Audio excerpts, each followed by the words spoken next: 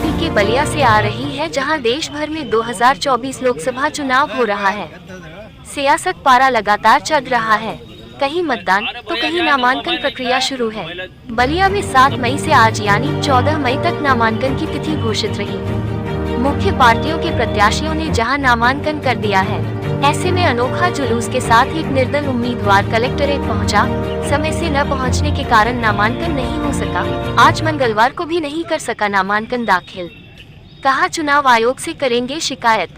देश में लोकतंत्र का महापर्व यानी लोकसभा चुनाव 2024 चल रहा है। सभी राजनीतिक दल अपनी अपनी ताकत दिखा रहे हैं। बलिया शहर में चलते हुए इस जुलूस को जरा गौर से देखिए। हाथ में हथकड़ी कटोरा पकड़े हुए, गर्दन में रस्सी, सफेद रंग का वस्त्र पहने हुए माननीय अलविदा संस्कार किया है। गीत का धुन रंग दे बसंती चोला का चल रहा है और बीच में तिरंगा लहरा रहा है। वहीं शिक्षा एक समान का नारा लग रहा है, जिसे देखकर शायद आप सोच रहे होंगे कि यह मैं कल से ही दौड़ रहा हूँ। कल से ही मैं दौड़ रहा हूँ। आप मीडिया के साथी हैं, देश के चौथे स्तंभ है। आप लोग वहाँ सीसी कैमरे से निकलवा के देख लीजिए। हम लोग कल 2:30 बजे आ गए थे, एंट्री कर गए थे।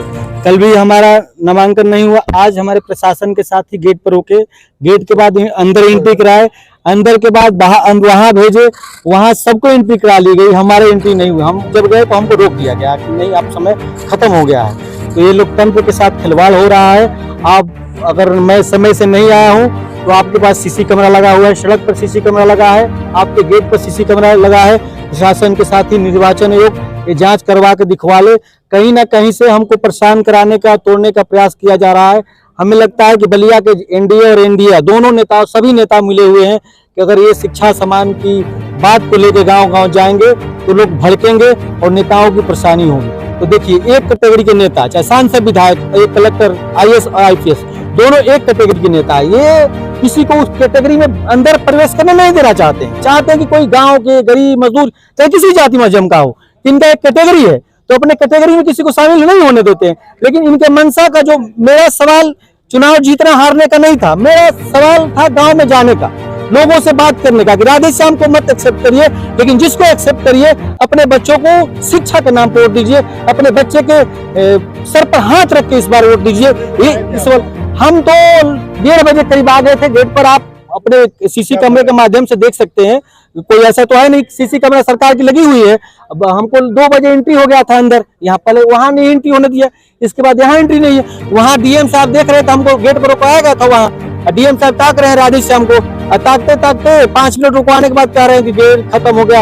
1 मिनट भी से आधा सेकंड भी हम समय नहीं दे सकते हैं। तो ये लोकतंत्र के साथ खिलवाड़ है। कितना समय आपको बैठाया गया? प्रशासन के द्वारा कल हम 2 बजे आ गए थे TD कॉलेज चौराहा पर और 2:15 बजे एंट्री कर गए थे।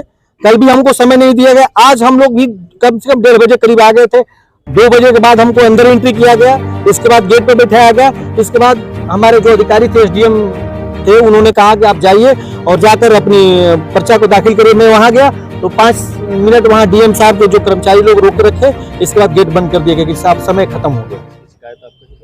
हमें चुनाव आयोग को करेंगे और जनता में जाएंगे। मुख्य मुद्दा जनता में जाने का है। इस देश का असली मालिक इस देश की जनता है। जब जगती है तो परिवर्तन होता है। कलेक्टर क्या होता है? कलेक्टर तो नौकर हुआ करता है, सांसद नौकर 5 साल की आता है। कलेक्टर को तो जो जनता सांसद विधायक बनाएगी, वो विधायक जाएगा विधानसभा में, मुख्यमंत्री बनाएगा, वही कलेक्टर बना के विधानसभा में भेजती है। तो हमारी लड़ाई जनता से है। जनता में जाएंगे, उनको जगाने का प्रयास करेंगे। इस देश में शिक्षा एक समान होना चाहिए। और मैं आप सबसे निवेदन कर देता हूं कि मेरा बागी बलिया घर है, मंगल पारे चित्तू पांडे का धरती का हूं, दुर्लोरी की धरती, अम्बेडकर, लोहिया, तमाम लोगों के मानने वाले हम लोग हैं। मैं बलिया में पक्का बता रहा हूं आपको, शिक्षा एक समान यहाँ का जो भी प्रतिनिधि अगर नहीं करेंगे तो उनके घर अपने बीवी बच्चे के साथ धरना बैठेंगे। आप मेरे जीवन का अंतिम दिन हो जाए, इससे हमको डर नहीं है। हमारी लड़ाई किसी अधिकारी से नहीं है। अधिकारी कोई कुछ करता है नहीं है। अधिकारी तो विधानसभा और लोकसभा के अंदर आया करता है। तो हमारी लड़ाई तो विधानसभा, लोकसभा में बैठे हुए लोग बेईमानों से, लुटेरों से है।